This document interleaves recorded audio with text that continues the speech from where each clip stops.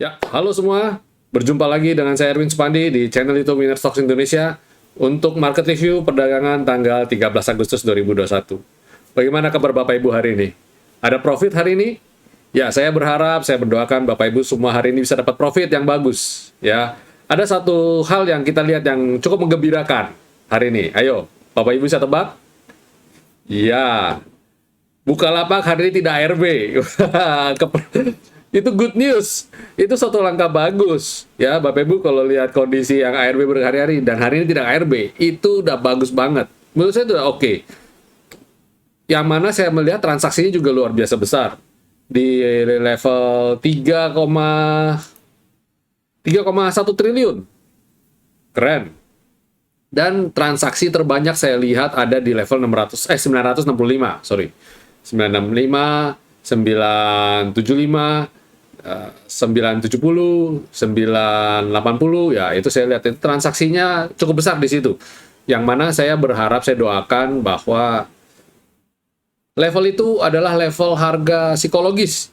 Jadi kalau jebol di bawah itu, saya rasa itu udah murah banget gitu ya. Jadi tadi teman-teman ada yang belanja di harga 910, 920, congrats. Itu menurut saya sudah best price. Karena harganya sudah sangat mendekati harga psikologis, harga IPO dia.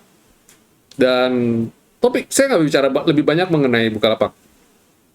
Hari ini, di akhir pekan ini, kita ngobrol masih topik seputar menjadi seorang investor saham, ya, atau menjadi seorang trader saham. Ya, ini masih topik kekinian karena bukan topik kekinian, maksudnya ini adalah trending topik yang ada di YouTube, bukan. Tapi kekinian dalam arti begini, dalam arti kita melihat market dalam skala market, pergerakan di Indonesia Stock Exchange ini, ya. Jadi banyak orang yang salah kaprah, especially yang angkatan corona ini, kolonial ya orang bilangnya. Jadi banyak trader-trader baru yang masuk ke bursa. Dan kita tahu dari tahun 2020 akhir, 2021 awal itu yang menjadi investor saham banyak sekali. Banyak yang tiba-tiba masuk ke dunia saham. Karena di tahun 2020 ketika pandemi terjadi, orang banyak work from home dan market saham naiknya luar biasa. Dan ketika mereka mau masuk, awal-awal masih lihat-lihat dulu. Dan ketika sudah tinggi, sudah penuh euforia, baru masuk. Dan waktu masuk, kondisi penuh euforia loh ya. Jadi, beli apa-apa bisa saja jadi untung ya. Tapi belakangan ini, ketika mulai masuk bulan Maret ya, Februari akhir, bulan Maret, April, Mei, wow, itu gejolaknya luar biasa. Mulai Juni, Juli, Agustus ini mendingan ya. Tapi kalau ketika Maret, April, Mei itu gejolak luar biasa dan banyak trader yang rugi. Dan hari-hari ini banyak juga yang jadi rugi. Yang kemarin sudah dimanjakan dengan IPO, dengan ARA berhari-hari. Nah, sekarang ada beberapa IPO yang malah bukan ARA, malah turun ya. Dan salah satunya adalah Archie, ya Bapak Ibu juga tahu. Terus kemudian, nah salah satunya kemarin Bukalapak. Akhirnya jadi trending topik, karena apa? Karena orang jadi over ekspektasi ya terhadap Bukalapak. Nah, jadi kita mau bicara mengenai investor. Bagaimana sih cara menjadi investor? Dan saham apa yang layak di kondisi seperti ini ya? Jadi saya sedikit mau bagikan. Kalau dari sisi seorang technical analis ya, saya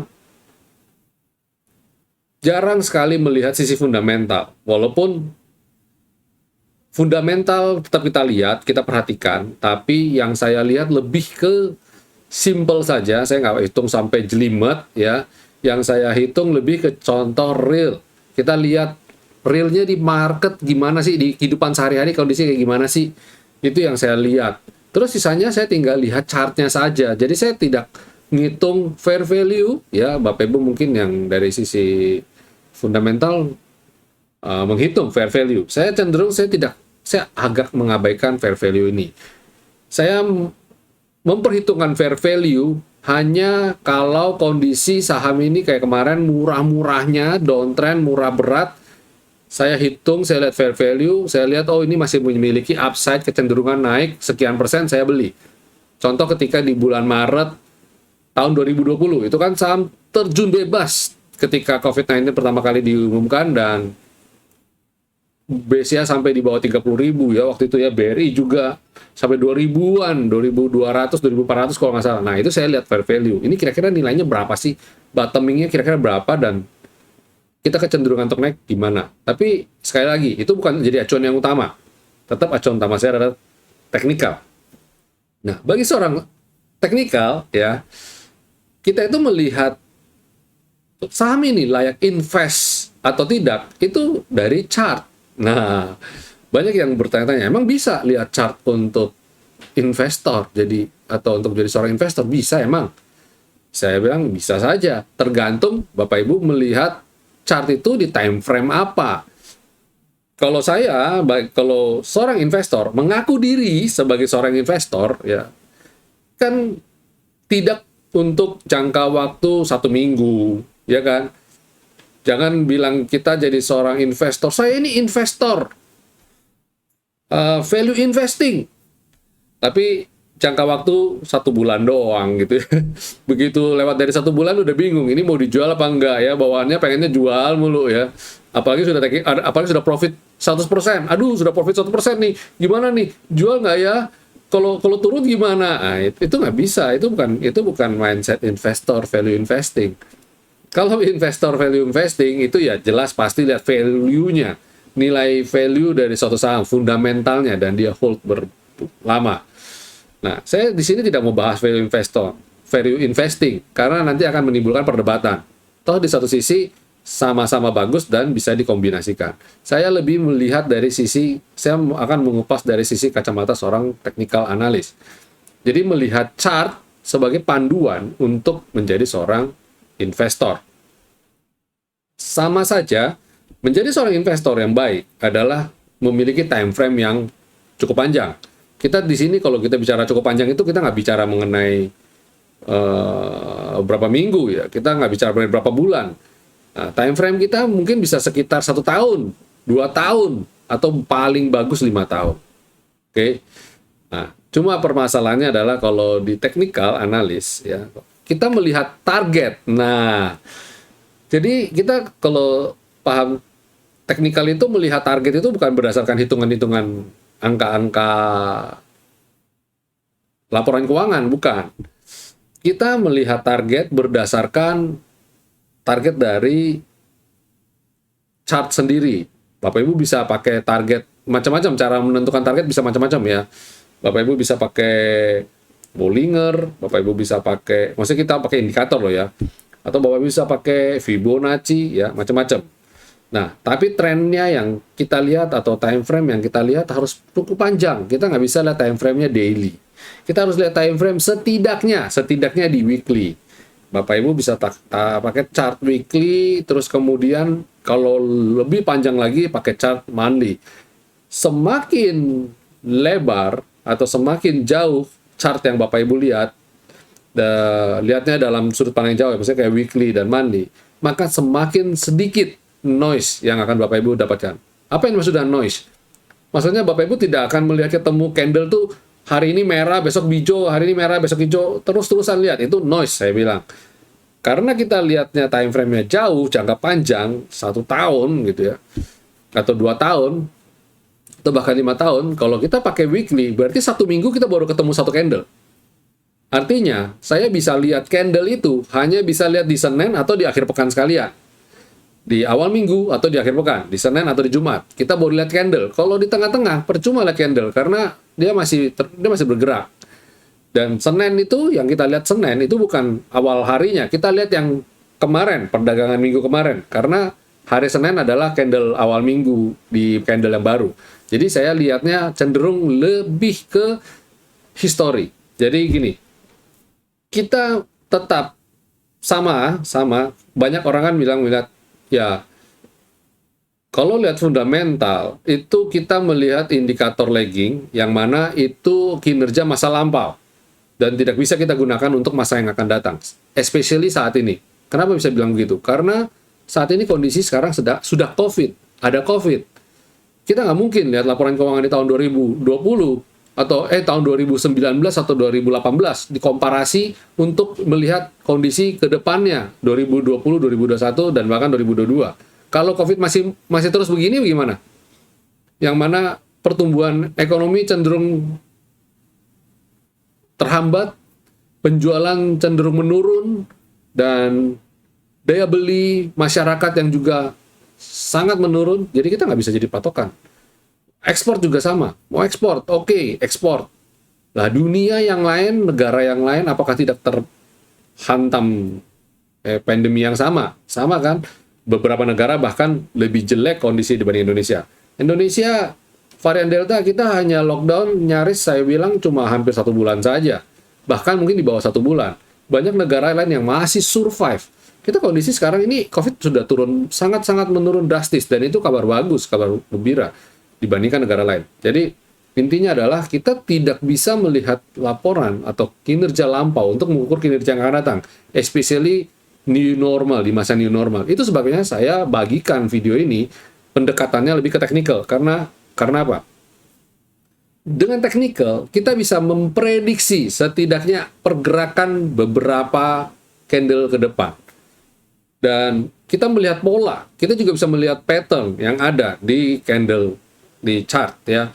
Dan kalau kita melihat chart, kita melihat time frame weekly, monthly, enaknya adalah kita bisa melihat, oh ini ada di bottom, sudah mulai rebound dan akan naik. Atau kalau enggak ada lebih titik lebih ininya lagi adalah ketika sudah tinggi, harga sudah naik dan tiba-tiba dia turun dan patah tren. Nah, di sini yang saya mau kata kunci, patah tren. Jadi ketika seorang investor melihat di chart monthly-nya dia sudah terjadi patah tren atau weekly-nya sudah terjadi patah tren, kita mulai lakukan action apa yang kita sebut sebagai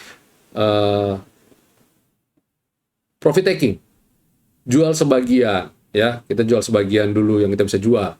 Memang kita porto kan, mamanya ada 100% jumlah porto, kita jual mulai dari 25% porto kita, 50% porto kita. Tujuannya apa? Tujuannya bukan supaya kita cabut semua, bukan. Kita berharap, namanya seorang investor, kita berharap dia ada rebound. Dia ada melemah. Dan ketika melemah, potensi untuk dapat harga yang lebih murah kan cukup besar. Setuju ya? Dan ketika harga itu melemah cukup besar, kita bisa beli harganya. Itu sama seperti kita beli harga dengan harga diskon. Itu kan bagus banget, betul nggak? Jadi ketika dia posisi melemah, jatuh ke bawah level support, kita beli, dia naik, kita tambah beli lagi sampai naik lagi, kita dapat capital gain. Jadi, tapi ini dalam scope yang panjang loh ya, weekly dan monthly. Dia bukan yang tiap hari punya. Nah, kita tinggal trading gitu aja, dan gampang, pilih saham daripada susah-susah. Kalau kita sekarang kondisi bursa ada total mungkin 700 lebih anggota bursa ya, dan pilih saham mana yang bisa kita untuk investasi jangka panjang itu kan nggak gampang. Kalau dari sisi value investing, kita harus lihat fundamental, kita harus mempelajari laporan keuangannya, lihat perusahaannya, lihat macam-macamnya, semua dilihat ya. Dan kalau 700 bayangkan, PR yang harus dilakukan itu berapa banyak, analisa yang harus dilakukan berapa banyak. Berbeda dengan technical. Kalau technical, kita tinggal memfilter dari 700 ini, saham mana yang secara weekly dan monthly ada di posisi uptrend. Mudah bukan? Tinggal difilter, cari aja saham yang weekly dan monthly posisi uptrend, nah Bapak Ibu tinggal beli. Dan hindari yang sudah downtrend. Saya kasih contoh sampel dalam chart berikut ini.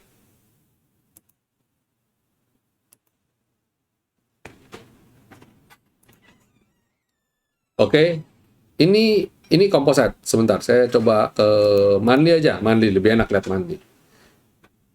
Kalau lihat komposit kayak begini, happy nggak? Nah, ini chartnya derajat kemiringannya cenderung naik, ya. naik, ini kayak naik gunung ya. Nah, ini yang bagus, ini yang uptrend. Bagus, chartnya miring. Cari chart yang begini. Cari chart yang begini ya. Jangan yang sebaliknya, yang turun ya, jangan. Contoh yang kemarin sempat jadi trending topik juga. Nah, yang ini contoh yang sudah patah tren. Kalau di Winner Stocks Indonesia, kita itu ada garis indikator yang bisa jadikan untuk pertanda ini trennya bagus apa enggak. Pertama ada selendang, kedua ada skyline, dan ketiga ada V-line. Ya kan? Nah, kalau dia jebol garis V-line, ini garis yang paling kuat. Ini garis paling kuat kita adalah V-line. Dan kalau ini tren jangka panjang, saya ngomong ini berbicara mengenai tren jangka panjang. Kalau jebol ini, garis V-line ini, goodbye sudah. Selesai. Saya kalau jebol V-line ini biasanya portofolio saya sudah nol, sudah nggak ada saham sama sekali, sudah saya lupakan. Kedua adalah skyline. Skyline ini midterm. Kalau jebol midterm, saya buang separuh. Saya jual separuh. Jadi kalau dia jebol skyline, saya jual separuh. Kapan jual semua, Pak? Apa tunggu di V-line? Oh enggak, saya enggak. Saya begitu dia dead cross, selendang sama skyline dead cross, saya jualan semua. Yang mana kalau lihat sini sebenarnya sudah nyampe V-line, tapi belum nyampe loh. Dia sempat rebound. Nah, ketika dia dead cross kayak gini, nah ini dead cross kan, terjadi dead cross, dia rebound, saya jualan di sini. Saya jualan di sini, dia dead cross, saya jualan, dan total habis semua, dan ketika dia turun lagi, ya sudah. Saya nggak lirik-lirik lagi. Jadi, kalau lihat kondisi seperti ini, kita dengan catatan di Unilever udah lama loh ya. Anggap 5 tahun yang lalu kita beli Unilever. Berarti di sini. Nah, kalau belinya di sini, posisi kita jualan di sini, kita masih posisi profit 27%. Walaupun orang banyak bilang, wah kok profitnya berkurang dong Pak, 27%. Ya, namanya juga kita masih untung. Nah, jadi bahasanya gitu, masih untung jualan masih plus 27%. Bayangin kalau sampai di sini, ini sudah bukan 27 plus 27% lagi. Minusnya mungkin sudah minus ini loh. Di sini, nih, sampai di level ini minus 27,7%. Nah, kontras banget kan? Nah, saya kasih garis aja deh, biar enak lihatnya.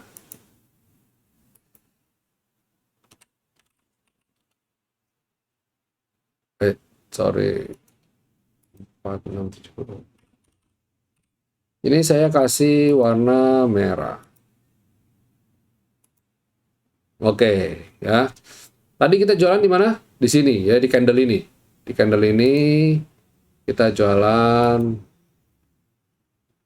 di level, anggaplah 8250.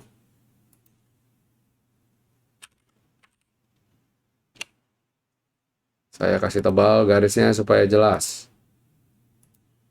Ya. Belinya di sini, ya, yang di garis yang saya taruh biru, warna biru ini. Kalau kita bilang, wah, tahu gitu, jualan di sini, Pak. Ya, semua juga kepengennya jualan di situ, ya kan? Tapi kita kan nggak tahu kalau di sini itu habis itu bakal turun.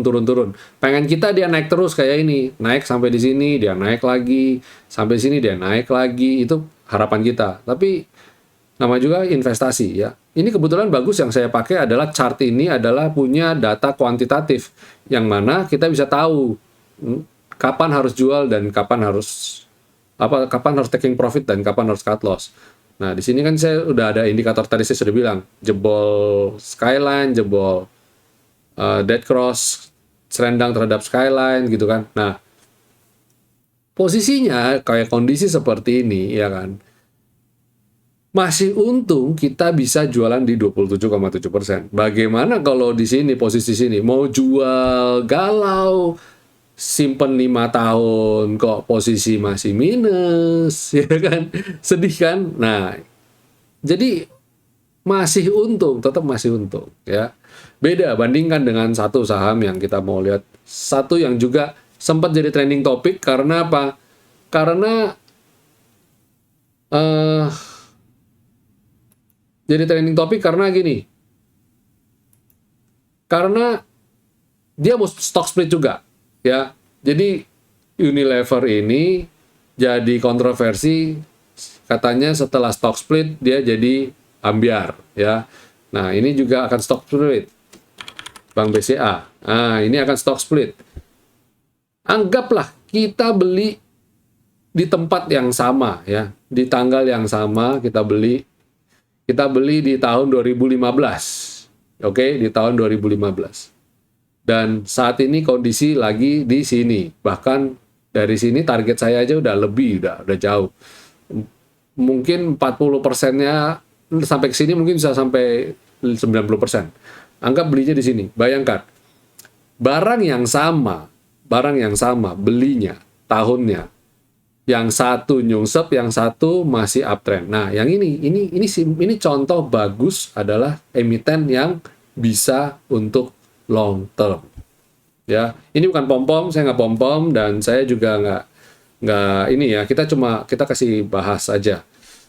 Dan kalau kita bilang bicara begini, wah nanti kalau stock split akan ambyar Pak. Kalau saya bilang secara teknikal, lihat chart ini, kemungkinan untuk ambyar kecil karena dia masih ada di jalur uptrendnya. Selendang masih ada di atas, masih di atas juga masih ada skyline dan juga masih ada V-line. Kalau lihat tren ini, kayaknya kecil kemungkinan dia akan ambyar. Oke? Nah, itu fungsi dari teknikal. Jadi kita menghitung tidak berdasarkan berandai-andai dengan, apalagi kalau pakai presiden yang Unilever stock split ambyar, BCA stock split ambyar nih, gimana nih ya. Jadi market panik gitu ya. Jangan. Kalau Bapak Ibu seorang investor, apalagi di investor itu menganut technical analisa ya. Nah, dia akan tenang aja melihat kayak gini, tren yang begini fine aja. Terus BRI, kemarin ada yang banyak tanya. Ini sekalian saya bahas begini juga ya, bahas sahamnya juga. BRI mau right issue Pak, terus gimana Pak kondisinya, gimana? Apakah harus jual, gimana? Kalau saya lihat chart ini, tenang-tenang aja, duduk manis aja. Ya, duduk manis aja. Potensi masih akan naik, kita lihat kondisi saat ini juga potensi masih bagus, chartnya. Kalau memang ada right issue juga pasti diserap kok sama para investor. Dan sekedar ketahui, Bapak Ibu ketahui, BRI adalah salah satu favorit dari para fund manager, baik lokal maupun asing, ya, institusi keuangan juga. Ini favorit. BCA, BRI itu favorit. Jadi, kalau sampai BRI ada right issue, masih akan diserap. Dan salah satu kenapa mereka akan serap? Karena BRI cocok untuk investasi karena memiliki nilai dividen yang tinggi. Nilai dividennya, kalau saya lihat, per tahun mencapai 3-4%, yang mana cocok senilai deposito.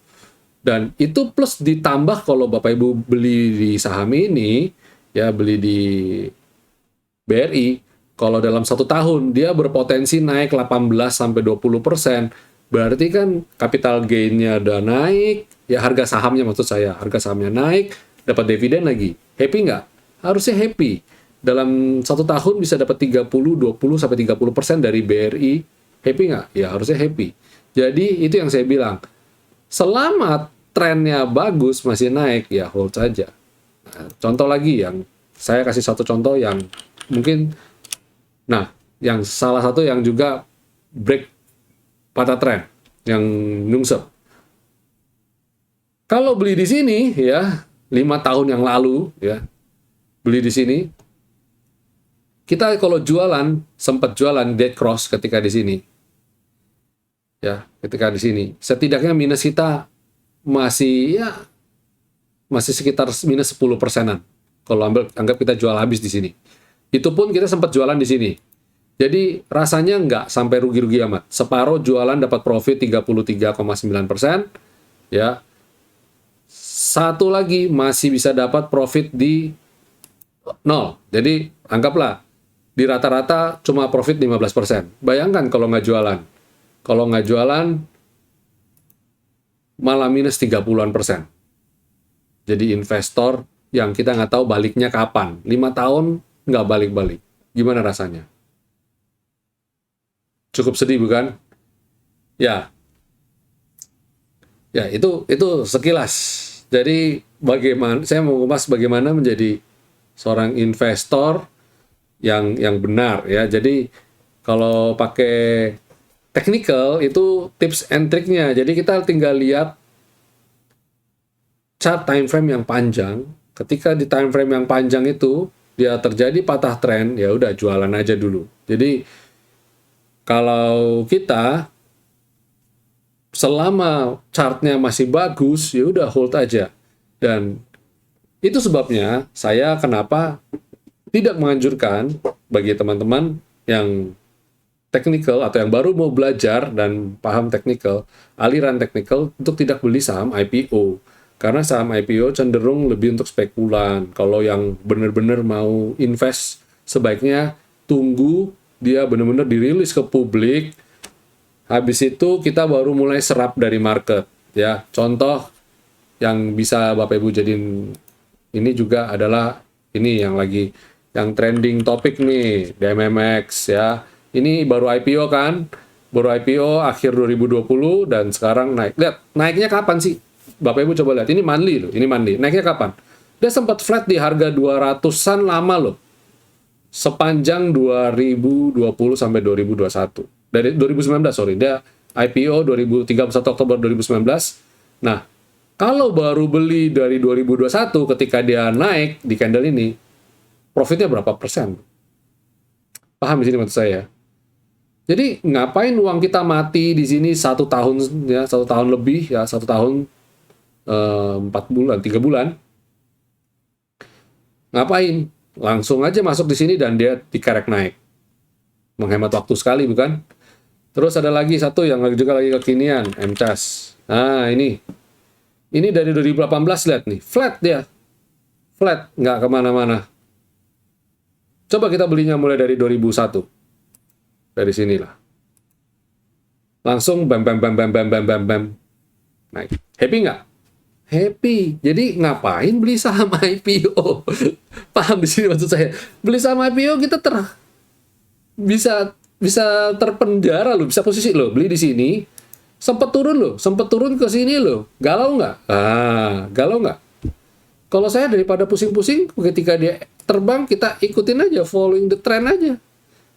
Ya kan? Satu lagi, ini yang dulu, salah satu kenapa saya nggak mau beli saham IPO, karena ini begitu, Bapak Ibu mungkin angkatan tahun 2016,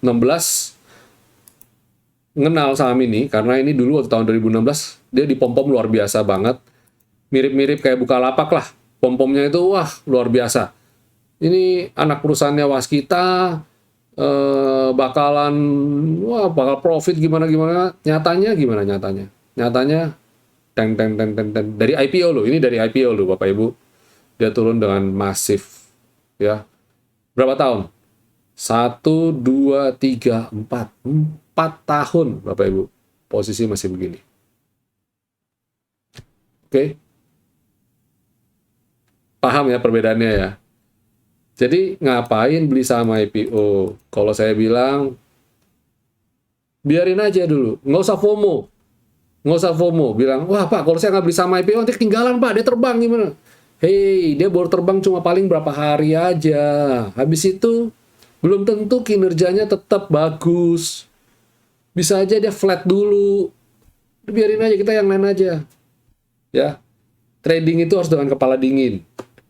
Dengan kacamata yang benar, dengan mindset yang benar, dengan analisa yang juga bagus, benar. Jadi nggak impulsif, nggak ikut-ikutan, nggak karena dipom-pom diiming-imingi, enggak. Kita lihat chart, action based on chart. Udah gitu aja. Oke? Ya, itu sharing-sharing saya di akhir pekan ini ya. Oke? Nah, kita masuk ke market review. Bagaimana market review kita untuk perdagangan sepanjang minggu ini dan ke depan, apa yang kita expect di pertengahan Agustus ini ya. Ini udah masuk pertengahan Agustus ya Bapak Ibu ya. Kita akan lihat bagaimana kondisinya. Nah ini dia, ini composite kita nih, ini composite kita. Oh, chartnya saya pakai garis yang sudah ada garisnya. Ini kita lihat ya, dia benar-benar rebound dari level 6.113, kembali naik di atas, mau naik. Kemarin saya di video market review yang sama, saya bilang, oh saya berharap dia bisa naik di atas 6.144, tapi ternyata dia nggak bisa. Ya udah, sempat tadi naik, tapi ditutup begitu udah bagus. Saya bilang ini udah bagus banget, udah bagus banget. Dan kabar gembiranya transaksi hari ini 12 triliun, lumayan ya. Dan asing membukukan net buy 591 miliar. Wow, artinya kemungkinan besar minggu depan akan bagus. Blue chip pada naik semua nih, kemungkinan besar. Kita lihat LQ45. Satu yang saya jarang buka adalah LQ45. Bapak Ibu bisa lihat LQ45 ini ada di dekat Skyline. Dan asing juga masuk terus. Ini kalau besok Senin, Selasa, dia bisa naik ke atas Skyline dan lebih-lebih lagi bisa di atas ini nih. Nah, itu akan oke banget ya, akan oke banget. Ya, itu kita lihat berarti dalam beberapa waktu ke depan potensi akan naik ya, bagus ya. Weekly-nya coba lihat. Nah, weekly-nya juga bagus. Weekly-nya kalau di composite dia persis tertahan level selendang, yang mana akan bagus banget. Ini kalau saya lihat yang kasih lihat ini yang tanpa garis nih, dia persis di sini. Dan lihat trennya juga naik. Ini pada dasarnya oke banget weekly. Dia cenderung walaupun masih sideways landai, ya it's okay lah. Tapi pada dasarnya kalau lihat minggu ini merah, saya berharap minggu depan candlenya hijau. Walaupun dia mungkin tidak bisa breakout 6298, maksudnya di atas 6300, tapi it's okay. Setidaknya dia tidak buat lower low, ya it's okay. Jadi range-nya minggu depan dia mungkin masih akan bergerak di level-level ini, di level 6144 inilah, sama 6113. Ya, itu komposit kita. Terus bagaimana dengan sektoralnya nih? IDX Basic. Nah, IDX Basic potensi untuk melanjutkan pergerakan cukup besar karena dia tidak buat lower low. Ini mirip sama komposit kita ya. Jadi oke lah, ini pada dasarnya oke ya. Itu IDX Basic, masih asing juga masih cenderung masuk. Hold. Terus consumer cyclicals juga masih bagus ya. Flip flop aja. Yakin dia besok bisa rebound lagi. Dan asing juga terlihat masih masuk. Kemudian energi, wow, sektor energi kita berharap bisa rebound lagi ya, walaupun asing jualan di sektor ini. Kita berharap harga komoditi masih akan naik. Ingat, ini udah mulai masuk ke musim gugur ya, kalau di luar negeri itu di bulan Oktober ya, September. Nah itu, ini cenderung untuk harga-harga komoditi mulai merangkak naik ya, jadi harusnya masih oke banget. Terus finance, sektor finance keren ini, asing masuk terus dan dia rebound dari support, rebound dari V-line. Ini kalau saya lihat dari chartnya sektor finance, saya optimis minggu depan IHSG akan bagus. Terus sektor healthcare masih di support ya, wow ini kacau nih, masih di support nih. Walaupun kelihatan ini masih masuk juga nih, asing masuk, tapi dia udah di support. Harapan saya dia bisa segera rebound lah, jangan jebol. Sektor healthcare pada dasarnya masih bagus industri ini. Dan sektor industri, wah ini keren ya. Asing juga masih masuk. Walaupun udah di resisten. Jadi, tapi di sini saya lihat ada double bottom nih. Ya, double bottom. Potensial breakout cukup besar. Nah, saya lihat oke lah, menarik sektor ini. Infrastructure tidak buat lower low, tapi bikin galau juga, nggak apa-apa. It's okay. Besok kita melihat sektor telco lah khususnya. Emiten-emiten telco akan jadi penggerak ya untuk bisa rebound. Nah, consumer non-cyclicals juga bagus nih. Setidaknya dia tidak buat lower low, dia udah mulai masuk ke dalam selendang. Tapi saya belum berani ngelirik dulu, dan saya belum berani rekomendasi untuk teman-teman. Ya. Terus habis itu ada properti. Ya, properti juga masih pada dasarnya sektor realnya, properti ini kan juga masih belum kelihatan oke ya. Ini lebih ke arah sentimen-sentimen, ada stimulus lah, apalah. Jadi pada dasarnya belum menarik. Terus Tekno, wah Tekno mulai tertahan support, perlahan-lahan saya harap ini rebound. Sektornya juga, volumenya juga bagus ya. kita menantikan dari Bukalapak lah. Bukalapak rebound, kayaknya itu sektor bakal rebound. Dan logistik pelan-pelan juga naik nih ya. Siap breakout juga. Ini asing juga banyak masuk. Jadi silakan pantau sektor ini, transport. Jadi kembali saya kasih summary, kemungkinan minggu depan IHSG masih akan bagus ya. Berharap bagus lah. Setidaknya Senin, Selasa, Rabu oke lah. Ya, itu market review kita. Oke, Bapak Ibu, itu semua video akhir pekan kita ya. Terima kasih sudah menyaksikan video dari Winner Stocks. Besar harapan saya, Bapak Ibu bisa dapat manfaat dari apa yang saya share hari ini. Terima kasih semuanya. Happy cuan dan have a nice weekend. Jangan lupa untuk selalu menerapkan protokol kesehatan. Stay safe, stay healthy, and God bless.